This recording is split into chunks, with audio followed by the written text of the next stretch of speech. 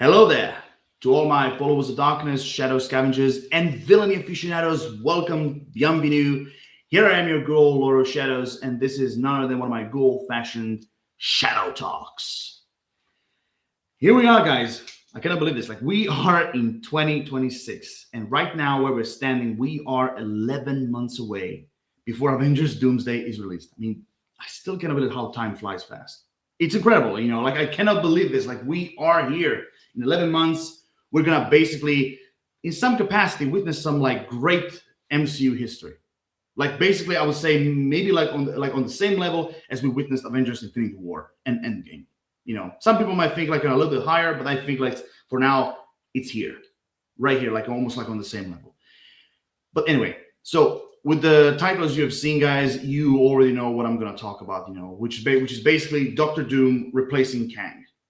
In this video, I'm going to give my overall thoughts about this whole idea and everything. I mean, I kind of talked about it a little bit in my early days in the Shadow Council series. By the way, if anyone is interested to see it, the link is going to be in the video description down below. But the opinions I had back in those days, they are still as strong as they were back then. I mean to say, as they were back then, they're still strong now. Because even now, I still believe that basically Kang the Conqueror being replaced with Doctor Doom is a mistake.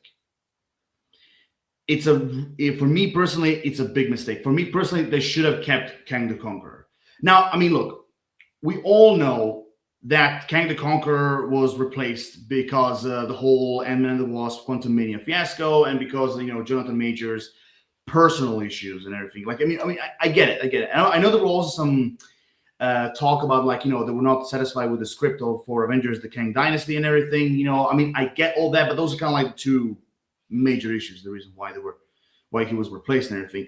But even still today, I believe that even though with the whole negativity that movie had and the whole thing with Jonathan Majors, I still believe that the multiverse saga with Kang the Conqueror as the main villain could have been salvaged.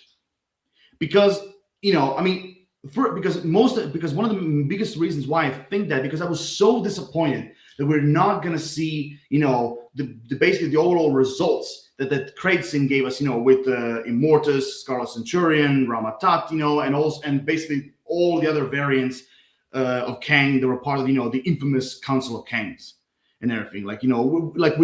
I'm so disappointed that we're not going to see that, and all that build that was with He Who Remains, with how he explained, the TVA and everything, the whole multiversal war and all that.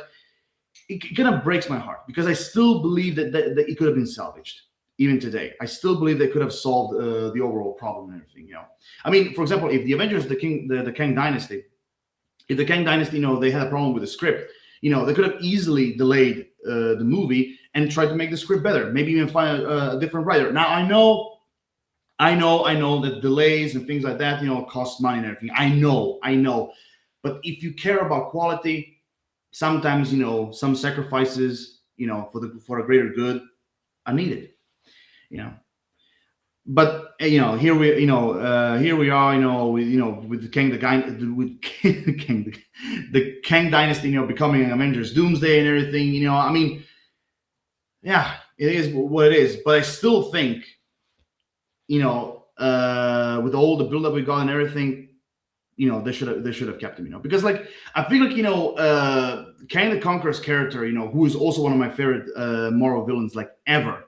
I know he's an Avengers level threat. I know that he didn't do, a good impression, let's put it that way, with others, especially being defeated by Ant-Man and the Wasp, someone who's who was a villain who basically fought fucking Hulk, Thor, Captain America, and those kind of superheroes and everything, But you could have easily made in the storyline, an excuse that basically that was not the Kang the Conqueror, that basically was supposed to be the overall main villain. Kind of that was kind of like the first stage of what the Kang the Conqueror would have become, at the end of when the Kang Dynasty would come out alongside Secret Wars. You could have managed to do a story like that, because why I still believe that they could have worked, because you still had that buildup. you know, and then basically being eliminated off screen, like what they did with Loki season 2. I mean, it's stupid. But a lot of because I've seen a lot of people being fine with it, like oh well, the variants, the TVAs, they're gonna hunt them down, one by one, and then the problem will be solved. And then with that rumor that that the Kang storyline will be solved in the beginning of Avengers Doomsday, which supposedly with like Doctor Doom appearing, in front of the Council of Kangs, or some rumors have said like the main three Kangs basically, and where he basically wipes them all out, and I've seen a lot of people saying like oh well that's good, that's a good solution. That's not a good solution. That for me is like an excuse, okay? Like basically, it's like you're trying to find the shortest way to solve a problem. Instead of like try to see the situation, try to find a way or ideas to fix it, to still make it basically to make it like that it's still working. You just simply like you're basically saying, okay, we're shutting that machine down. We're gonna start with something new, even though that old machine still has potential, still has some work, that could be used, in the years to come. But no, they're like, it didn't work, with just some little minor details that could have been solved. They replaced it with another one. They thought that it's gonna be better and everything. So that's why I'm saying, like, for me, being, all this stuff that with the multiverse saga storyline and Kang and everything, I always thought it was just an easy way out, an excuse basically to bring, Doctor Doom, someone who will have like a much more bigger effect, on the Marvel fans, someone like who fans will be much more excited, to see on the screen and everything. What's the point of having someone as Doctor Doom entering the MCU without any build-up whatsoever, and also making him the main villain of the multiverse saga? Because honestly, for me, when Avengers Doomsday comes out, I know there's going to be a lot of people who are excited to see Doctor Doom, and I am as well. And for what I've heard, just like Thanos had Infinity War, Doctor Doom is going to have the same thing with Avengers Doomsday, but the main difference is it's not going to be earned. That's my biggest issue. It's not going to be earned because Doctor Doom had zero buildup. And if you think you can do like all of this in one movie, again, it's just an easier way out. For me personally, they should have, for me personally, if they had a choice between Kang the Conqueror and Doctor Doom, they should have gone with Doctor Doom from the beginning. Because one of the biggest things, because look, when you have a story, an arc or an overall story, you have two types of villains in these stories. You have the main villain and you have the overarching villain. Now, some people say, oh, Doctor Doom, is the overarching villain. Yes, but it still doesn't work like that way. Okay, like the main villain is the main bad guy of a certain storyline. The difference between overarching and main villain is that the main villain is present the whole time throughout the entire main story, like for example Kingpin was in Daredevil Born Again. Overarching villains are usually the ones who are represented as basically the final challenge for the main hero.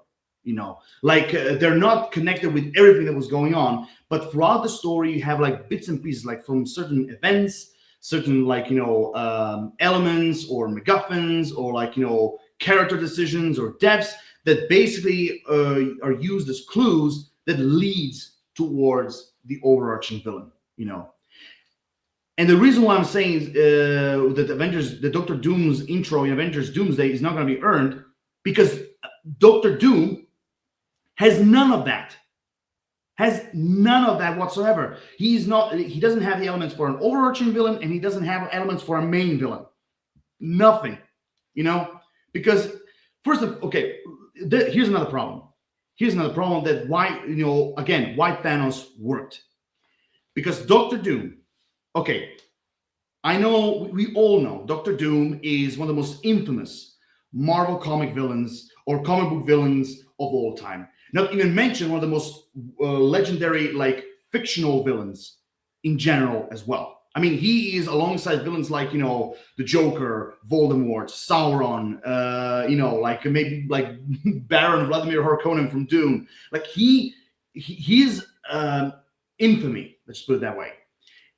His fame is basically on that level. He is worthy of sitting at the table of the evil kings, basically. However, there is a problem. Not every single person on this earth has read Marvel comics, has seen any Marvel cartoons whatsoever, and has never seen superhero movies, like in this case, the three Fantastic Four movies where Doctor Doom appeared.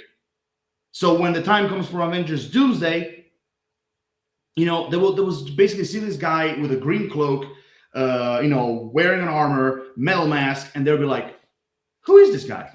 And I know before anyone sees, well, they're going to explain everything in the movie. That's not the point, okay? Because not just like, okay, building up Doctor Doom in the entire movie, alongside having hundreds of characters appearing in it as well. It will make, for me personally, it will feel the movie like overstuffed, not just simply character wise, but story wise and character arc wise as well. Because like I said, the reason why Doctor Doom, for me personally, he didn't earn the title for overarching villain or main villain because he had none of that. Okay, he was just Kevin Feige and the others just simply pushed him into the mix out of nowhere with no build-up, no explanation, nothing. And they felt like, we're going to explain everything in Avengers Doomsday. But even still then, the movie will not be earned because he had no build-up whatsoever. Like, if they went with Doctor Doom from the beginning, like, for example, if he appeared in Black Panther 2, like the first previous plans were, to actually put him there. If he actually appeared there, and in different places as well, to kind of also give the people a chance to be introduced to this character, to understand, like, his goal or personal agenda, then it would be a different story. Because, for example, why Thanos worked way better is because Thanos had the buildup. Not just simply him as a character, but also the MacGuffin that he was looking for, the overall meaning, the purpose, the goal, for him and everything. As a villain, everything was revealed from time to time. So when the time comes from Avengers Infinity War, everyone will basically have an idea why Thanos is doing, all of this, why he's searching for the Infinity Stones, why he wants to kill Half-Life in the universe, and all of that. Because, like, for example, when he first appeared in the credit scene in the Avengers, okay, you got the idea that he was the person behind the invasion of New York. He was behind the Other, and he was behind Loki. Okay, so you got the first idea that that he was basically you gotta have this like first introduction to the character. You gotta have the idea that he was the mastermind behind all this. Then he appeared the second time in Guardians of the Galaxy, where not only you see briefly his face, but you also feel the character a little bit. Okay, like, for example, you gathered an idea of who he is, about his presence, his character, what he wants and everything, which of course, in the movie, they explained, that he was after the orb, which contained the Power Stone, so that kind of already started like an idea of like, not just simply who he is, but what he's after. And also in the same movie, James Gunn basically gave us the origin of the MacGuffin, of the whole Infinity Saga, the Infinity Stones, where they come from, what they are, how many they are. And another thing that felt earned before I go to the first appearance of Thanos, the other thing that was earned is, like I said before multiple times, was the MacGuffin. Because in multiple movies, not every single one of them, but in a number of movies, we got the introduction to the Infinity Stones, one by one, and we saw every single one of them in action, besides with the exception of the Soul Stone, which was revealed later on in Infinity War. But even that introduction of the Soul Stone, the last piece of this puzzle, was even still, then it felt earned. And all the others, power, space, reality, mind, time, all the others were introduced one by one. Sometimes, two in one movie, but we saw them. We got an origin story, why Thanos wants them. At the same time, we saw their power. And then in the third appearance of Thanos, which was Avengers Age of Ultron, we see Thanos grabbing the Infinity Gauntlet and saying, and I quote, "Fine, I'll do it myself." Which basically gives you enough idea, which gives you enough of an idea that, okay, game on. The hunt has begun. Thanos is going on a quest to find the Infinity Stones. And that's basically is going to be the center of the majority of the Infinity Saga. And when the time came for Avengers Infinity War, even though it was Thanos' movie, and just like Doctor Doom, Avengers Doom is going to be Doctor Doom's movie, but for Thanos, for Infinity War, it felt earned. It felt natural. It felt like, it came, with a plan, strategically, tactically. In other words, like I said, it felt earned. For Doctor Doom, for me personally, it's going to be the opposite. Because, like I said, all the other elements that Thanos had, Doctor Doom didn't have them. And Kang had it. I mean, okay, did he have it on the Thanos level? No. But he had him. He had the buildup. For the multiverse, the variants, he had him. So they could have still used all that. I mean, personally, for me, okay, I talked about this like with my fellow council members, before when we were talking about Doctor Doom replacing Kang. I said, back then, I did say that if I was like in charge of Ant-Man and the Wasp: Quantumania, I would have changed a few things. Like, for example, instead of like making Kang the main villain, I would have made MODOK as the main villain, but I will still kept Kang around, in the movie. But I would have made him appear like maybe like 2-3 scenes or something, basically one to kind of give an idea, like, who MODOK is working for. Maybe somewhere, in the middle, kind of like, basically maybe MODOK giving him a report what is going on. And then basically maybe the third scene could be basically him appearing at the end to kind of like, the viewers basically given to basically give them an idea of like how dangerous this villain is, how powerful he is and everything, But in my personal version, Kang would have like, basically beat the shit out of like, Ant-Man and the Wasp and all the others. Like, like basically Ant-Man would have this feeling that he never faced a villain like that before. That he will need the Avengers, to help him, like, against this one and all. So that's kind of like, the idea what I had, But then also in my version, the Wasp would have died.